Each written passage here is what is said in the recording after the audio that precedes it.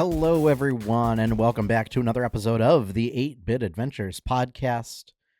I am your host, Sean Hayes, here to bring you episode 336 of the podcast that gives you the latest and greatest gaming news of the past week.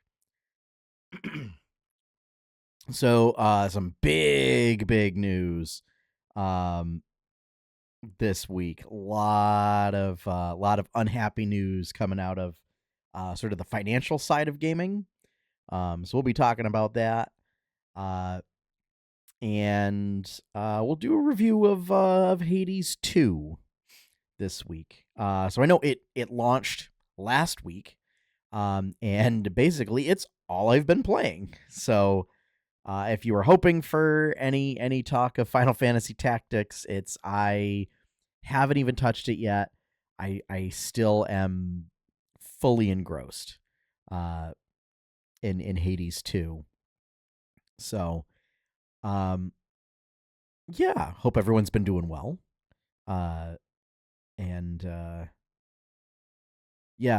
So coming off of not playing D&D this evening, as I normally do, but instead, as a backup, we were doing some Lorcana practice. We have our set champs in like 2 weeks, and I will be missing out on a week of League, which is normally when we practice our decks. And it's just been a very short season. So, yeah. So mostly trying to prepare for set championships for Fabled. And I still have no idea what everything is going to look like. So, yeah, trying to figure out the meta right now, or what the local meta is going to be like, is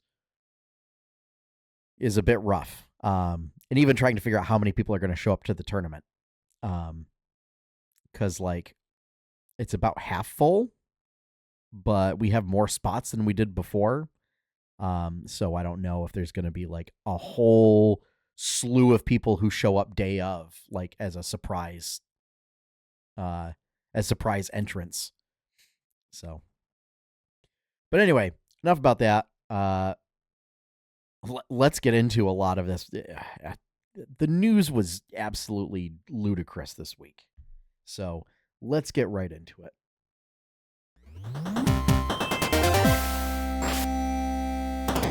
All right, so first up, this is a little bit of fun news, right? We can't just have everything be gloom and doom. But IGN reports that the former audio director, Dan Forden, who is also the voice of the famous Toasty line in Mortal Kombat, is retiring from NetherRealm, formerly Midway Games. Forden famously joined the company in 1989. And so he's been there a long time. So and in a statement, simply said, I've been here a long time. I kind of just want to do something different.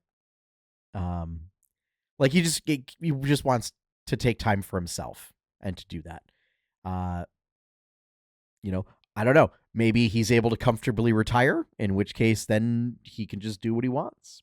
But yeah, an absolute legend. I mean, Toasty, like, for those who don't know, in Mortal Kombat 2, okay, we're going back to the early 90s. Mortal Kombat 2 came out, and they introduced a sort of mechanic a little bit, or like an event where it's like if you land a big enough hit, basically I believe it's an image, like a pixelated image of Dan Forden pops up, and he yells "Toasty," as like a little like Easter egg type thing. And then they went one step further, and if you enter a code in when he does that, I think that's how you unlock Reptile. Or maybe like another character. I definitely remember I could have sworn that Reptile was involved in like having to enter in a button combination when Toasty was proclaimed. So yeah, it's been part of like Mortal Kombat legend forever. And so I wish Mr. Forden a lovely retirement. Seems like he's earned it, being in the industry for nearly 40 years. With the way the industry is now, I don't blame anybody for wanting to get out on their own terms. So yeah. And speaking of, this next bit of news is certainly why. So Game Informer, and like everybody else, reports that EA is being acquired for $55 billion by an investor consortium composed of the Public Investment Fund of Saudi Arabia, Silver Lake, and Affinity Partners. Now, Affinity Partners is Jared Kushner's private equity firm. It really looks like they are doing the private equity thing of like they're going to buy a thing and they're probably going to run it into the ground to then scrap it for parts. Because EA was immediately saddled with $20 billion in debt. And that's just like, that is the MO of private equity, is like they buy a thing, they saddle it with all the debt from the sale, and then like they run it into the ground and then strip it for parts. We've seen it happen far too many times, and it always follows the same trajectory. So, and also, given who the consortium is composed of, we might not see certain titles ever make the light of day again, or say certain like plot lines in titles like Mass Effect or Dragon Age, like BioWare in particular. It might be in a very rough spot with this purchase. And meanwhile, they may just entirely focus on Madden and Football Club.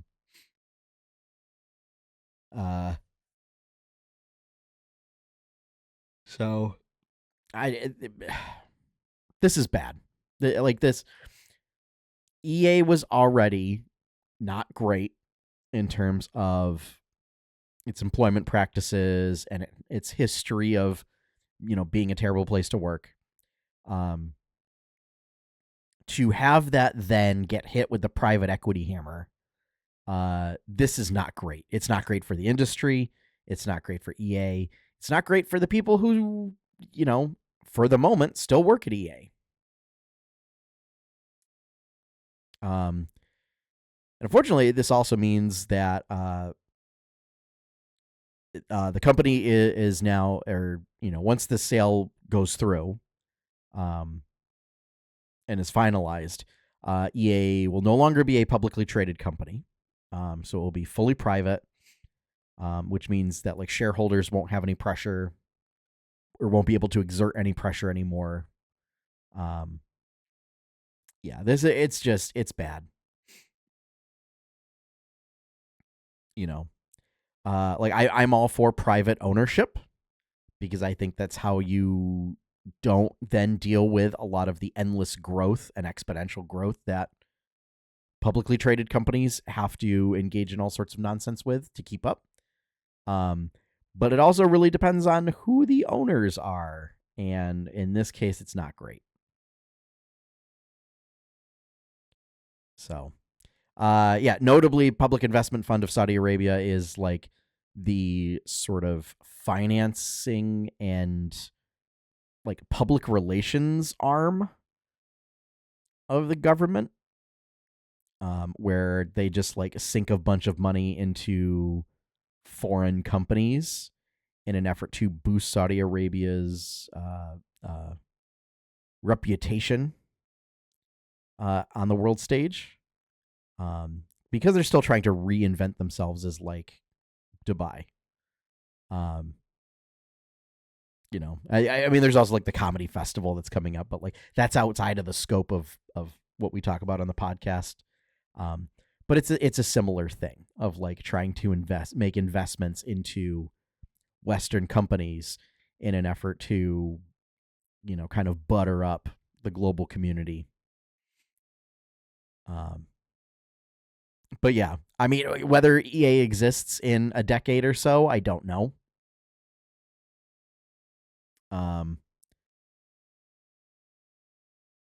My only hope is that the studios that they purchased, like the smaller studios that they purchased, maybe they're able to somehow spin themselves out.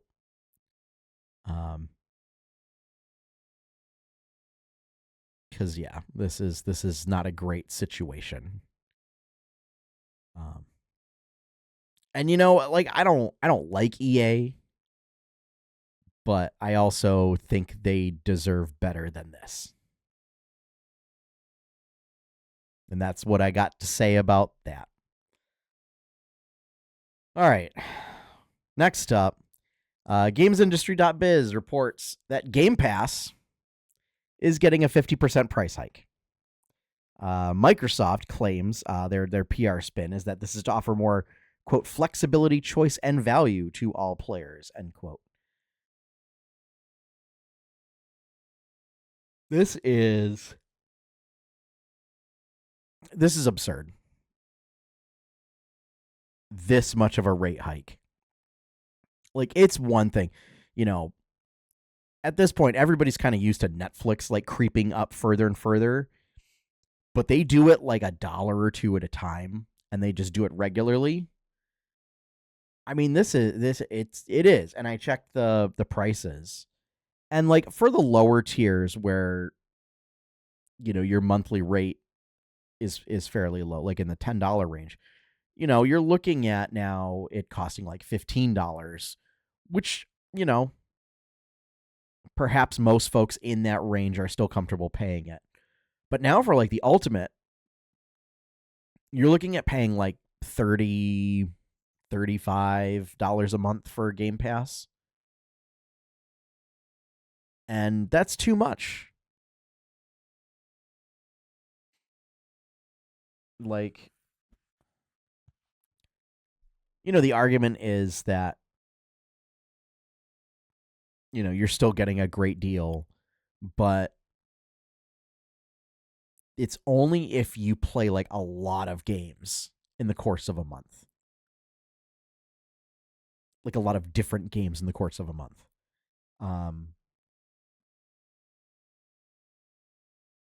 So I don't know.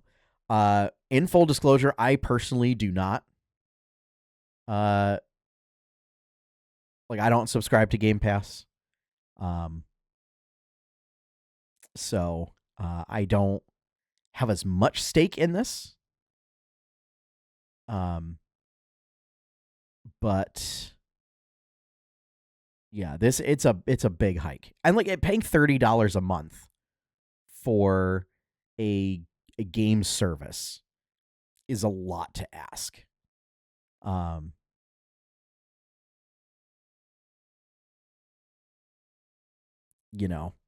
know people, complain about Nintendo Switch Online and the expansion pass, but in terms of just retro games, I mean the price comparison is, even at its lowest tier, with Game Pass you're looking at like $15 a month. And granted, you're getting newer games, right? But like Nintendo Switch Online, it's $80 a year for the family plan, which you can put 8 people on it, which we do for our plan. So you get seven of your friends, and now you're paying $10 for a year. So you're looking at like $1 a month for that plan. And that you get like basically the back catalog that Nintendo's put up for NES, Super NES, Game Boy Advance. They started doing GameCube, N64. I think they have Genesis up there. But again, it's not. It's a little bit of an apples to oranges comparison, just because again, you're getting newer games with Game Pass. But I think in terms of just games for the dollar amount that you're getting, like for the folks who can afford it, it's still probably a good deal. It's just the fact that I think this would have stung less if Microsoft had decided to do like over the past like 4 years or so, had done regular smaller increases, which is the Netflix model. But I think people are going to reach a breaking point, and I guess folks were hitting the storefront enough that like they were causing it to crash, trying to either check on their subscription or to unsubscribe. And it's like that's not a good look. So yeah. It's a 1-2 whammy of awesome financial news in the gaming industry this past week. Finally, Game Informer reports that Starbreeze, the makers of Payday, have canceled development on. They were apparently working on a Dungeons and Dragons title, codename Project Baxter, laying off most of the staff working on it. So I read around like 44 people. And then anyone who's like left remaining is likely going to be reassigned to work on Payday. Seems like Starbreeze has just decided to double down on, we are the Payday studio. We're just going to do Payday. Although like the new CEO called it one of the most, quote, iconic IPs in gaming, which I think is really overselling Payday. Like it might be popular and recognizable, but to call it one of the most iconic IPs, I think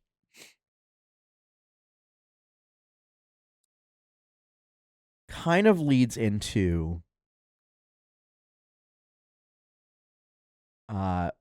overestimating like its popularity, which I think got them in trouble perhaps with Payday 3, where they did not meet their sales goals at all. Like they fell way short. And I guess like there were a lot of problems at launch. So I don't know if they're like looking to just reallocate staff to shore that up. But it seems like, yeah, I don't know if maybe you should double down on a franchise where you maybe didn't do the best job at putting out the most recent title.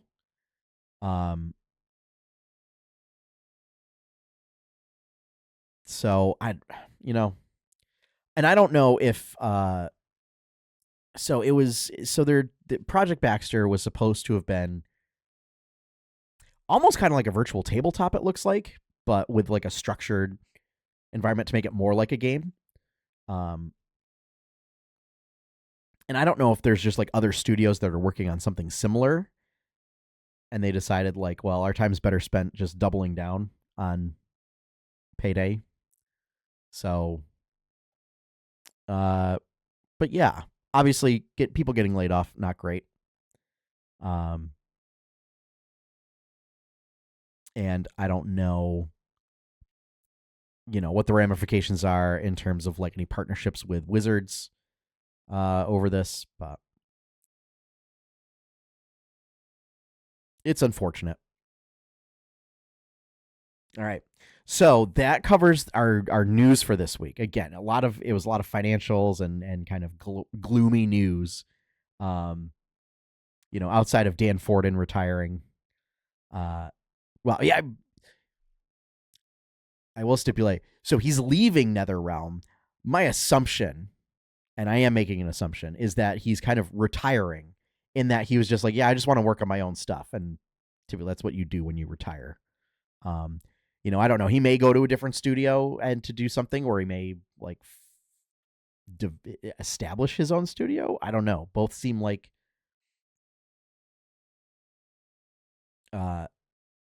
not smart things to do in this day and age. And instead maybe work on like just personal projects. But so yeah. So to wrap up that, let's shift gears and talk a little bit about Hades 2.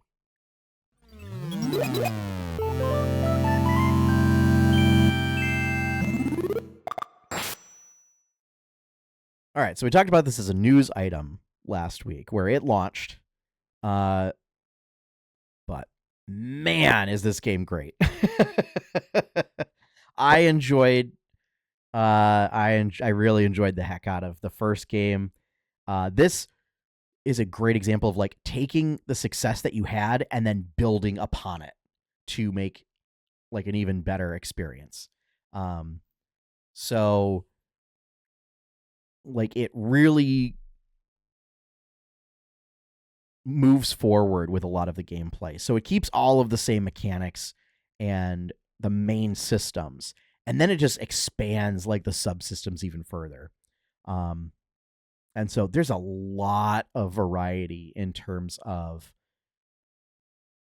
your builds and your play style. So like the first game, you have a variety of weapons. Each of the weapons, you can unlock a variety of aspects, which give the weapons different traits that you can augment. So that right there is, and each one has, I think, like three or four aspects. So now you're looking at already like, let's say 3, and let's call it 18 different combinations right there, or 18 different possibilities. Right off the bat, like the base staff, which is the first weapon that you get in the game. When you unlock aspects, it your special attack deals more damage and your maximum magic goes up. Whereas, one of the aspects that you can unlock is like the aspect of Circe, where that causes your familiar to also cast. And when you do, it creates a tether between the two of you that damages anybody that it touches, right? So already, like, you still have the same basic moveset, but the staff is augmented in such a way that it changes your playstyle. And so all the weapons do this to give you like different playstyles from there. The boons return, like the Olympian boons, the Daedalus hammers. So you that have those upgrades to help kind of customize your run.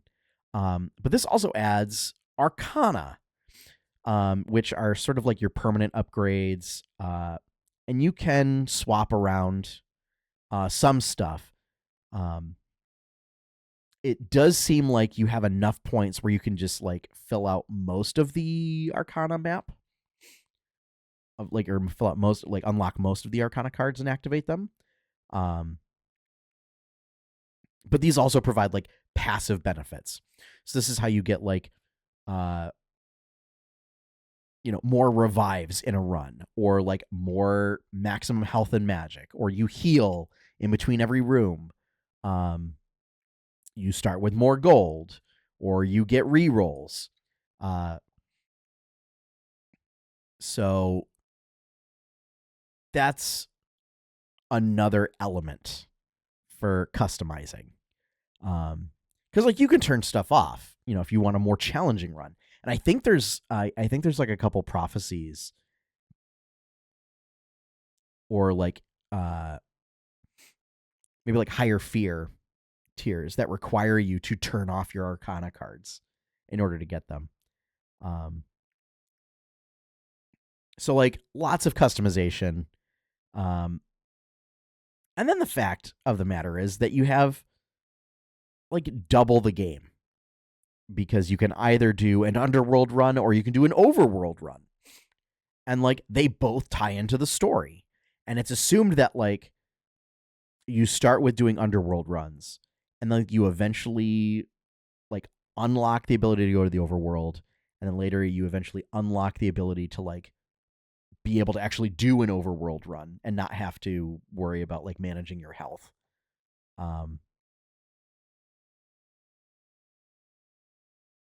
So yeah, I mean, mechanics wise, game's great. I'm starting to get into like a little bit of the nitty gritty of like, what boons to combine with what, and like how certain mechanics work, like Scorch, and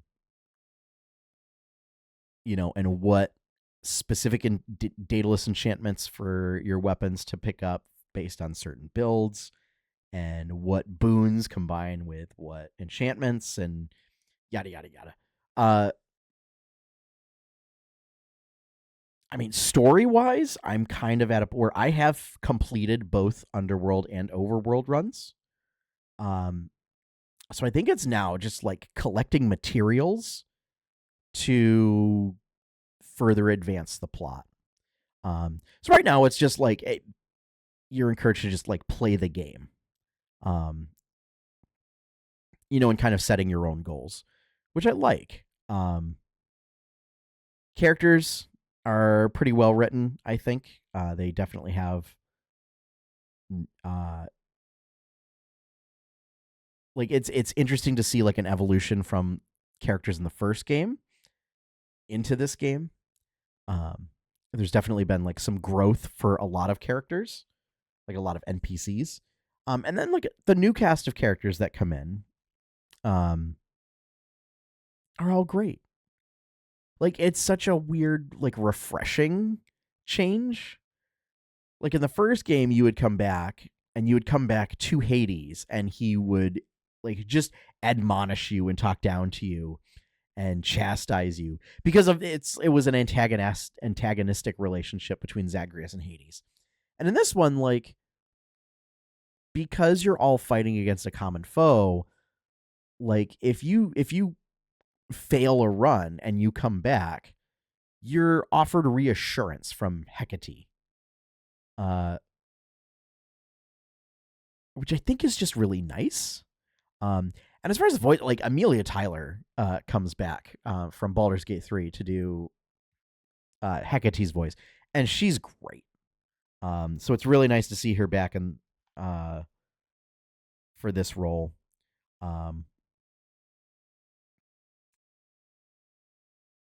But yeah, there's a couple of gods that don't come back right away, that you have to unlock them. I don't wanna spoil anything to get into too much more. But it's like you have to fulfill certain conditions in order to unlock them. But yeah, there's sort of evolution from the past game is interesting to see, and how they're reacting to like the current situation, the current plot. So I'm having a ball with it. I'm gonna continue playing it, until I get my fill, and I'm like, okay, I'm done. At which point I will switch over to Final Fantasy Tactics. So we might not have any other reviews for a while. It all depends on whether I can find some time to play other games. because I did get a Storyfold from the folks who made Mythwind. So it's like a solo board game. But yeah, I'm just gonna be playing Hades 2 for the foreseeable future. It's great. I even trying to attempt to do the same build every time. That is enough of like a goal for me to do. It also helps that like it just works. So, um, I tend to prefer. So this is getting a little bit into the nitty gritty, but like, um, I prefer Hestia, the goddess of the hearth, who provides you with lots of like fire boons and doing scorch stuff. So scorch is like a damage over time that like when it ticks for like a set amount, and then it reduces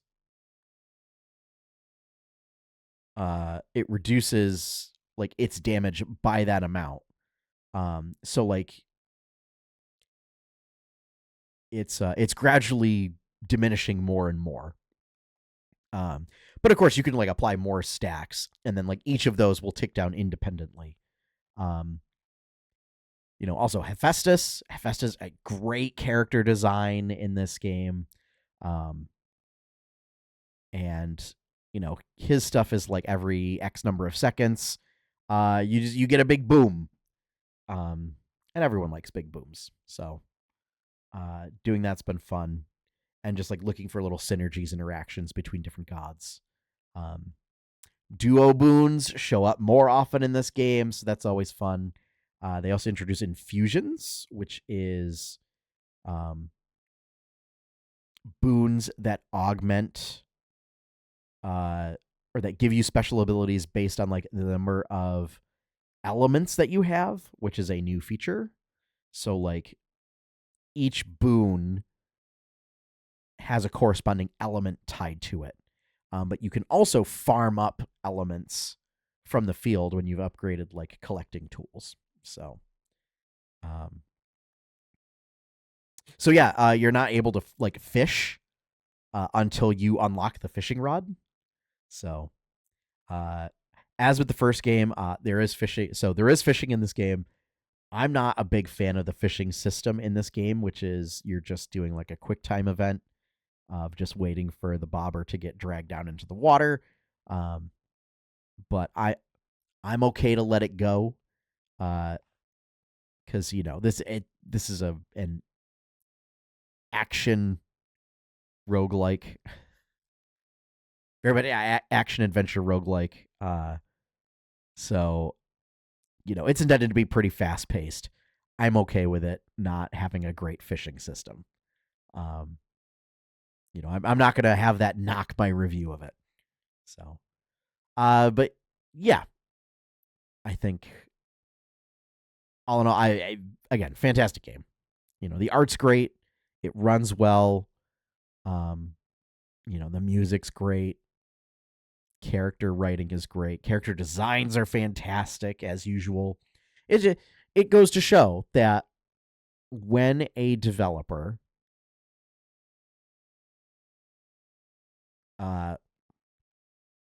at least seems to care very much about the product that they put out and care about its employees, and not just employee, but like also contractors that they might be working with. Like Supergiant just consistently puts out good work. And it's because they care. So, I certainly think the games industry would be even better than it is now if a lot of the larger companies kind of went back, like took a step back and said, do we actually care about the quality? Like, are we more concerned about putting out the best product that we can, as opposed to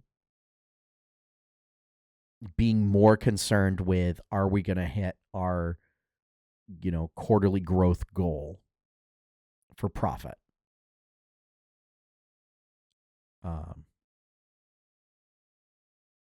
because, then if they did, I think people who play games would be in an even better place than we have it now. So, hats off to Supergiant. I'm not going to take my hat off, but kudos to them for and thank you. Not that any of them listen to this podcast, but a thank you for once again making such a great game. This took them 4.5 years to make. When they probably already had an engine from the first game. So it just goes to show the amount of work that they put into this. And I remember when it was in early access, and it was not patch notes, but it was like a release that talked about adding a whole nother run, and it was wild. That goes to show that they felt confident enough to put more content into the game. Because they could have left it at a single run like they did with the first game, and I still think it would have been totally fine. But yeah, then they chose to do 2 paths. And both paths are very different. It's not just a whole bunch of underworld stuff. So, well, folks, that is going to wrap up this week's episode. If you haven't played Hades 2, you owe it to yourself to remedy that. But I mean, it might be a while before it goes on sale. Just released last week. It's available on Steam, and I believe Switch and Switch 2 have a console exclusivity for a while. However, physical version does not drop until November. So if you do care about wanting to get it on physical, you do have some time. But it's great.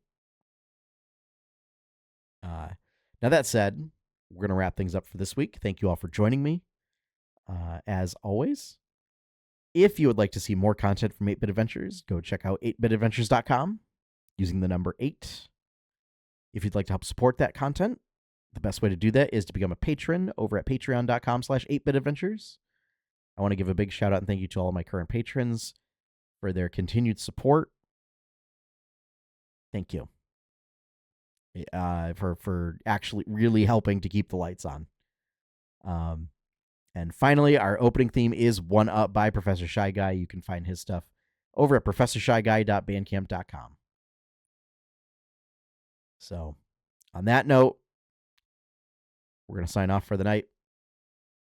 And as always, have fun, happy gaming, and enjoy your pie cake.